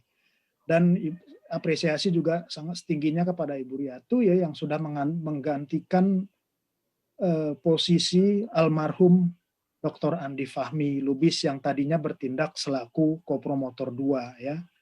Jadi di tengah jalan beberapa waktu yang lalu beliau sudah meninggalkan kita semua sehingga posisinya digantikan oleh Ibu Riatu ya. Jadi sekali lagi harus digarisbawahi mereka inilah yang lebih berperan di dalam membimbing penulisan disertasi Saudara Dr. Iman Sufyan. Nah, lalu saya ingin juga secara ringkas saja karena dari ujian tadi dari pertanyaan awal sampai akhir ya, saya merasa kok pasti para hadirin ini kepalanya pening barangkali ya, karena lebih banyak istilah-istilah teknis dan pertanyaannya sulit, dijawabnya juga dengan bahasa-bahasa yang sulit begitu. Ya, saya coba sedikit kasih gambaran mudah-mudahan lebih jelas mengenai apa yang dituliskan oleh Saudara Dr. Iman Sufyan ini. Dan ini juga menjadi catatan buat Bung Iman Sufyan ya. Di dalam promosi itu semestinya Anda bisa ya mempromosikan apa yang sudah Anda tulis, dan kalau bisa pakai bahasa atau kalimat-kalimat yang karena ini kita ditonton bukan hanya oleh akademisi ya, oleh banyak pihak, jadi lebih membumi dan lebih mudah dicerna begitu ya. Nah, kalau saya kok melihat tadi belum sampai ke situ ya. Ya namanya promosi ya harus dipromot begitu kan Prof. Nahrawi dan Prof. Priyono ya. Nah, jadi kalau secara ringkas saya boleh sampaikan, ini ada dua tujuan atau dua bagian dari disertasi yang ditulis ini ya. Yang pertama itu mencoba untuk mengukur atau mengetahui pencapaian keadilan. Di sini istilahnya karena keadilan tadi sudah keadilan itu agak sulit ya, atau sulit sekali untuk didefinisikan, kita pakai pendekatan ketimpangan saja. Jadi melihat ketimpangan layanan kesehatan di Indonesia. Bagaimana ketimpangan layanan kesehatan di Indonesia itu. Nah, oleh Saudara Iman ini dilihat bagaimana sebelum dan sesudah desentralisasi, bagaimana di saat krisis ekonomi dan bagaimana kalau tanpa krisis, kalau sebelum dan sesudah desentralisasi tadi, menurut hasil penemuannya sesudah desentralisasi itu relatif lebih baik atau cenderung lebih baik layanan kesehatan itu dalam arti ketimpangannya berkurang ya. Lalu krisis di masa krisis itu menjadi lebih jelek ya dibandingkan periode bukan krisis ya. Lalu juga antar wilayah dan di dalam wilayah. Nah, di dalam ketimpangan dalam wilayah inilah yang berdasarkan temuan Saudara Dr. Iman Sufrian ya yang lebih berperan. Ya tidak heran karena di sini kan kita melihat desentralisasi di mana desentralisasi atau otonomi daerah di mana peran daripada kepala daerah itu sangat besar di dalam atau diskresinya itu begitu besar ya kewenangannya di dalam menentukan berbagai policy dan tindak kebijakan di wilayahnya.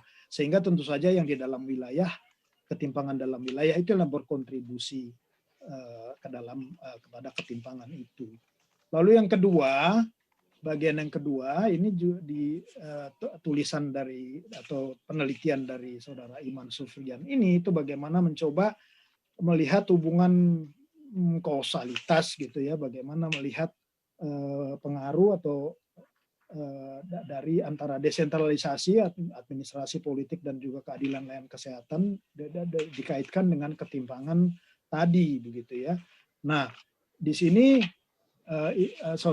hasil temuan dari Saudara Iman itu menunjukkan bahwa desentralisasi administratif saja itu belum memberikan efek penurunan ketimpangan layanan kesehatan rawat jalan dan cenderung malah meningkatkan ketimpangan layanan kesehatan rawat inap kalau desentralisasi administratif saja. Nah, sedangkan kalau desentralisasi administrasi dikombinasikan dengan kebijakan jaminan kesehatan sosial itu akan memberikan efek penurunan ketimpangan layanan kesehatan rawat jalan dan rawat inap. Lalu yang berikutnya adalah kalau kombinasi kebijakan desentralisasi administratif, demokratisasi, artinya desentralisasi politik, dan di tingkat pemerintah kabupaten kota dan kebijakan jaminan kesehatan sosial, itu akan memberikan efek penurunan ketimpangan layanan kesehatan terbesar dibanding kondisi lainnya. Nah, ini ini sedang diupayakan tentu saja ya dalam bentuk 2 esai untuk dipublish di jurnal yang harapannya ya jurnal internasional yang bereputasi. Ya. Nah, lalu saya ingin cerita sedikit saja ya mengenai Saudara Iman Sufrian ini. Ya. Kalau dilihat dari riwayat hidupnya ya, Saudara Iman ini dilahirkan di Tembagapura, ya di Papua ya, itu Freeport ya, mungkin orang tuanya kerja di Freeport ya. 5 Maret 1975. Lalu sampai SMP di sana di Tembagapura dan SMA sudah pindah ke Jakarta ya, jadi orang Jakarta ya namanya. SMA Negeri 68. Tahun 90 masuk D3 STAN. Ya. Lalu tahun 97 mengikuti program ekstensi Fakultas Ekonomi Universitas Indonesia, lulus tahun 2000. Tahun 99 mengikuti D4 STAN, lulus 2001 ya, jadi double ya. Ini D4 nih kan kurang lebih sama dengan S1 kalau tidak salah nih. Ya, lalu tahun 2003 Saudara Iman Sufrian ini mengikuti pendidikan S2 di Leeds University Business School, jurusan International Finance. Ya. Lalu kembali sesudah dari sana kembali ke aktif di BPK ya, di Badan Pemeriksa Keuangan. Nah, Saudara Dr. Iman Sufrian ini menikah dengan wanita idamannya ya, saya ngutip Prof. Nahrawi nih cara menyampaikannya. Senang juga saya dengan istilah itu ya. Nama beliau mungkin bisa ditayangkan. Apakah ada Ibu Ria Iriani? Adakah di sini? Ini nama istri Saudara Iman Sufrian ini Ria Iriani. Iriani ini ada hubungannya dengan Irian ya? Enggak. Mungkin lahir di sana, barangkali ketemu di sana, saya nggak tahu. Mereka dikaruniai 3 putra. ya, yang ganteng-ganteng. Kalau saya lihat di fotonya nih ganteng-ganteng ya. Tapi masih kecil-kecil nih Imannya. Yang paling tua itu Muhammad Naswa kelas 5 SD. Yang nomor 2 masih kelas 3 SD, Muhammad Afan. Yang paling kecil, yang bontot itu Muhammad Ahsan, kelas 1 SD. Jadi kalau mengingat jangka waktu studinya Saudara Iman ini, berarti waktu dia masuk pasca, yang bontot itu belum ada ya? Ya, Man? Ya, belum ada itu. Ya. Jadi memang makan waktu yang lama. Tetapi saya meminjam kembali dari Prof. Nahrawi dan ujian tadi saya yang lama ya. Orientasi kita memang di sini dan saya juga setuju itu ya. Output itu penting, tetapi yang lebih penting lagi itu proses ya Prof. Nahrawi dan Prof. Priyono ya. Jadi Saudara Iman ini sudah melewati proses naik turun ya, fluktuasi, jadi kayak bisnis cycle gitu, kayak siklus dunia usaha ya, kayak roller coaster malah ya. Untuk waktu yang sekian lama, saya tidak usah sebut sekian lamanya ya, sangat lama sampai maksimal tadi ya. Tapi saya yakin proses ini membentuk Iman menjadi manusia yang lebih tough, lebih matang ya, dan akan membentuk menjadi manusia, menjadi apa namanya, lebih, tentu saja lebih bertanggung jawab ya.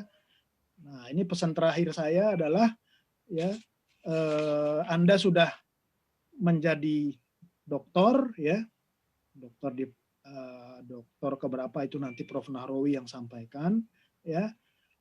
Tapi tentu saja yang namanya studi itu tidak pernah berhenti ya, dan juga Anda punya tanggung jawab yang lebih besar, artinya ya, tanggung jawab kepada alma mater, tanggung jawab kepada keluarga, kepada tempat kerja, dan tentu saja kepada masyarakat secara umum. Dan kalau bisa, tentu saja Anda harus mengupayakan untuk berkontribusi ya, berkontribusi minimal di tempat Anda kerja. Di sini ada bos-bos Anda kan, yang tadi saya sebutkan namanya masing-masing ya, itu bagian SDM gitu. Nah, kalau tadi bimbingan Prof. Nahrawi itu matang apa Prof. Nahrawi ya. Kalau Bung Iman ini juga kan lewat dari masa beasiswa ya.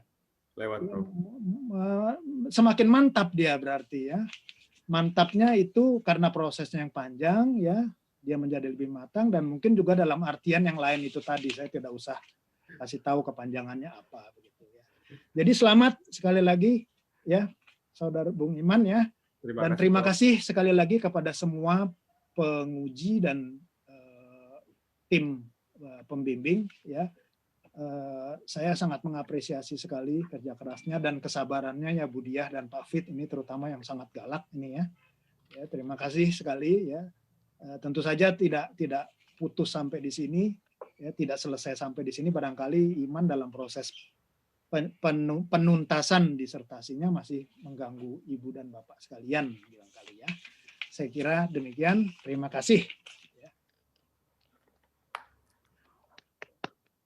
Terima kasih, Prof. Robert. Selanjutnya saya persilakan kepada Dr. Iman Sufrian untuk menyampaikan sambutan singkatnya. Silakan. Bismillahirrahmanirrahim. Puji syukur penulis saya panjatkan kehadirat Allah Subhanahu wa taala yang telah memberikan nikmat dan karunia-Nya sehingga saya dapat menyelesaikan studi di program S3 Ilmu Ekonomi di UI ini. Adapun saya mengakui bahwa penyelesaian disertasi ini sangat kental dengan peran dari berbagai pihak melalui bantuan dan dukungan berbagai aspek, baik langsung maupun tidak langsung. Oleh karena itu, pada kesempatan ini, dengan kerendahan hati dan ketulusan, saya ucapkan terima kasih dan penghargaan setinggi-tingginya kepada Bapak Profesor Robert Arthur Simanjuntak, PhD, selaku promotor, kepada Bapak Benediktus Raksakamahi, PhD, selaku kopromotor 1, dan Ibu Riatu Mariatul Kiptiah, PhD, selaku kopromotor 2 yang telah meluangkan waktu di tengah waktu yang sangat berharga, memberikan bimbingan, saran, masukan yang berharga untuk penyelesaian disertasi ini. Saya juga ucapkan terima kasih dan penghargaan yang tinggi kepada Bapak Andi Fahmi Lubis almarhum, yang juga telah memberikan bimbingan, arahan, dan masukan di awal-awal penelitian ini ketika beliau masih ada. Semoga Allah Subhanahu wa Ta'ala memberikan ganjaran pahala untuk dan amal jariah dari amal jariah ilmu yang beliau bagikan kepada saya. Selanjutnya saya juga ucapkan terima kasih kepada Profesor Priyono Cipto Herianto, PhD, selaku Ketua Tim Penguji, Bapak Fit Adrison, PhD, Ibu Diah Widiawati, PhD, Ibu Prani Sastiono, PhD, dan Bapak Dr. Budiarso Teguh Widodo, selaku tim penguji yang telah memberikan berbagai masukan yang sangat berharga dalam penulisan disertasi ini. Demikian juga saya ucapkan terima kasih atas dan penghargaan untuk semua dosen yang telah mengajar saya, rekan-rekan sekretariat PPIE UI, Mbak Mila, Mbak Yati, Mbak Mirna, dan rekan lain yang banyak membantu saya dalam proses administrasi selama menimba ilmu dan menyelesaikan disertasi ini. Saya juga ucapkan rasa terima kasih dan penghargaan setinggi-tingginya kepada rekan-rekan mahasiswa S3 PPIE UI, terutama Dr. Windiarso Putranto, yang banyak membantu menjadi teman diskusi, mentor untuk pengolahan data, teman ngopi, sehingga saya dapat mendapat pencerahan untuk dapat terus bersemangat menyelesaikan disertasi ini. Saya juga berterima kasih kepada Dr. Irfani Fitria yang juga banyak membantu, terutama terkait dengan penelitian hibah pitma, serta teman diskusi disertasi.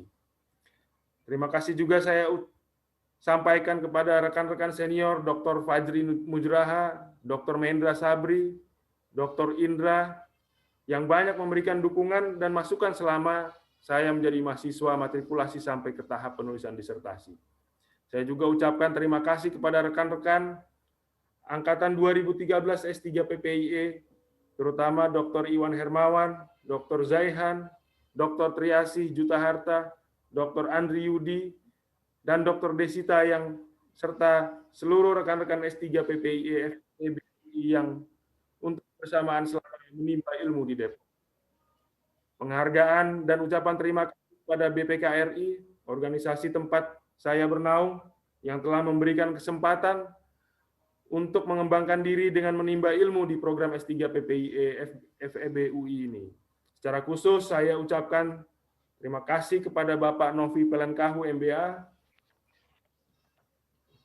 yang mendukung saya untuk melanjutkan pendidikan yang lebih tinggi. Selain itu saya juga ucapkan terima kasih kepada rekan-rekan Biro SDM BPKRI, yaitu Bapak Agung Dodit Mulyawan, PhD, Bapak Farid Hidayatullah MBA, Bapak Riki, Mas Dino, dan rekan-rekan lain yang memberikan dukungan kepada saya dan memberikan keluangan waktu untuk menyelesaikan disertasi ini. Saya juga ucapkan terima kasih yang tak terhingga kepada Ibunda tercinta Fit Erniati dan Ayahanda Surya Dalma atas dukungan dan doanya selama ini sehingga saya terus bisa bersemangat menyelesaikan studi saya. Saya ucapkan juga terima kasih kepada Ibu Mertua Sumira almarhum dan Ayah Mertua Bapak Samsuri, serta istri tercinta Ria Iriani, dan 3 ananda tercinta Muhammad Naswan, Muhammad Afan, dan Muhammad Ahsan, kakak dan adik saya Ivan Sufirman dan Eki Subakti, serta keluarga besar yang telah memberikan dukungan yang luar biasa dalam proses perkuliahan sampai penyelesaian disertasi ini. Saya juga ucapkan terima kasih dan penghargaan yang sebesar-besarnya kepada pihak lain yang telah membantu, namun namanya tidak dapat saya sebutkan satu persatu. Apabila terdapat kesalahan dalam penulisan disertasi ini, maka hanya saya yang bertanggung jawab. Kiranya Allah Subhanahu wa Ta'ala akan memberikan balasan kepada pihak-pihak yang telah banyak membantu saya. Akhir kata, saya menyadari bahwa disertasi ini masih jauh dari sempurna. Namun demikian, saya berharap apa yang saya sampaikan dalam disertasi ini dapat membuka ruang bagi pengembangan ilmu pengetahuan. Demikian saya sampaikan. Wassalamualaikum warahmatullahi wabarakatuh. Waalaikumsalam. Hadirin yang saya hormati, Dr. Iman Sufrian ini merupakan doktor ilmu ekonomi, Fakultas Ekonomi dan Bisnis Universitas Indonesia yang ke-123. Memang kelihatannya banyak ya, tapi ini dalam waktu sekitar 40 tahun. Jadi produk dari program Sarjana Ilmu Ekonomi telah menghasilkan 123 dalam periode hampir 40 tahun. Jadi rata-ratanya hanya 3 per tahun.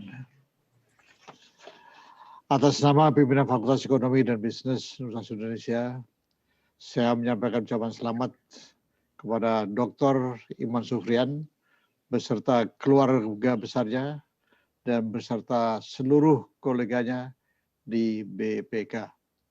Dengan demikian, ujian promosi doktor telah berhasil dilaksanakan, dan dengan ini sidang terbuka promosi doktor Universitas Indonesia saya tutup.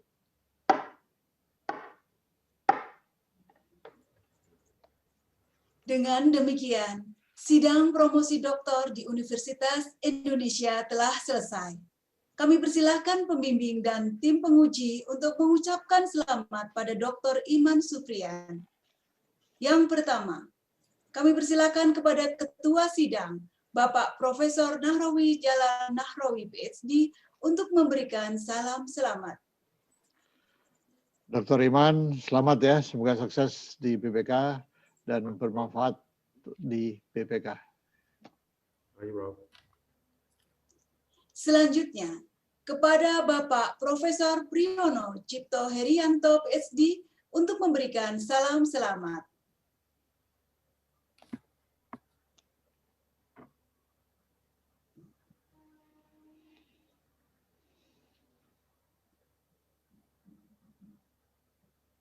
Selanjutnya, kepada Bapak Fit Adrison, PhD, kami persilakan untuk memberikan salam selamat. Oke, selamat ya Mas Iman sama untuk keluarga besar. Ya, selamat. Terima kasih Pak Fit. Selanjutnya, kepada Ibu Diah Widiawati, PhD, kami persilakan untuk menyampaikan salam selamat. Selamat Pak Iman, ini di akhir penulisan disertasi Anda, tapi ke depannya Anda memulai kehidupan baru sebagai seorang dokter, tentunya semoga sukses ke depannya, dan ilmu-ilmu yang kami berikan bermanfaat juga buat Pak Iman dan juga buat pekerjaannya. Terima kasih Bu Dia. Selanjutnya, kepada Ibu Prani Sastiono, PhD, kami persilakan untuk menyampaikan salam selamat. Selamat Pak Iman dan keluarga, mudah-mudahan ilmunya bermanfaat. Terima kasih Bu Prani. Selanjutnya kepada Bapak Dr. Budiarso Teguh Widodo, kami persilakan untuk memberikan salam selamat. Selamat Pak Dr. Iman Sufrian, semoga sukses dan jaga kesehatan selalu. Terima kasih. Terima kasih Pak Budi. Kepada Ibu Riatu Mariatul Kiptiah, PhD, kami persilahkan untuk menyampaikan salam selamat. Selamat Dr. Iman, welcome to the club ya. Terima kasih Bu Riatu. Selanjutnya kepada Bapak Benediktus Raksaka Mahi, PhD, kami persilahkan untuk menyampaikan salam selamat. Selamat Dr. Iman Sufrian, semoga sukses selalu dan bisa membahagiakan keluarga dan masyarakat dan juga bermanfaat untuk BPK. Terima kasih Pak Mahi. Dan yang terakhir kepada Bapak Profesor Robert Simanjuntak, PhD, kami persilahkan untuk menyampaikan salam selamat. Selamat Dr. Iman ya, no hard feelings ya, dan seperti saya bilang tadi, tanggung jawab semakin besar ya, kalau bisa berkontribusi yang seoptimal mungkin untuk masyarakat. Ya. Terima kasih, Prof. Terima kasih. Ketua Sidang, tim promotor, dan tim penguji sudah dapat meninggalkan ruang promosi. Namun jika berkenan, tetap dapat tinggal bersama untuk ramah tamah dengan para tamu. Akhir kata, kami ucapkan selamat sore Dan terima kasih untuk Bapak dan Ibu yang sudah dapat meluangkan waktunya untuk dapat menghadiri secara online ujian promosi doktor Fakultas Ekonomi dan Bisnis Universitas Indonesia. Kami berikan waktu 15 menit bagi para tamu untuk memberikan ucapan selamat kepada dokter baru. Untuk itu, kami persilahkan untuk dapat menyalakan audio serta kameranya. Terima kasih. Ruang sidang akan ditutup secara otomatis dalam 15 menit ke depan. Selamat Pak Iman ya. Terima kasih Pak Andri. Selamat Mas Iman ya. Terima kasih Mas Zaihat. Terima kasih sudah bisa hadir. Akhirnya selesai juga. Selamat Mas Iman. Terima kasih Mbak Iman. Pak Iman. Untuk mau jadi MC. Terima kasih. Doanya mudah-mudahan segera menyusul. Terima kasih Mbak. Terima kasih Pak Fid. Udah, ya makasih Mas. Ya, Mas Andri. Ya. Udah Iman udah senyum sekarang, udah alhamdulillah udah lepas dari seorang yang bernama Fid Andrison ya. Tegang banget tuh Mas Iman tuh. Gadang udah selesai ya, barang gadang. Barang gadang. Cepat begadangnya tuh. Ini pada ngumpul nih semua nih anggota FD nih. Nih, gue panjangin rambut nih, gue panjangin rambut. Nah. Mas Iman, selamat ya. Terima kasih Mas Iwan. Panjang banget, Mas. Kapan-kapan kita ketemu di kantinnya BPK ya. Ya. Kok di BPK sih Pak? Kan udah pernah. Oh, itu. Kantin DPR boleh juga tuh. Boleh. Jangan dong, jangan. Banyak tempat kantin. Kubang Ulah Karang aja, Kubang Ulah Karang. Don. Aduh sumpah baper saya rasanya. Udah lah itu lain namanya jodoh. Udah di Padang nih, nggak bisa ikut. Lu udah terbang bro? Udah sampai Padang. Mantap. Kalau udah jadi dokter cepet ya terbangnya. Enggak, bukan udah apa-apa. Sekian lama di Kalau Padang dia. Lagi kontrak rumah setahun lagi gue di sana. Mendingan gue renovasi rumah di Padang. Mas Iman izin lift dulu ya.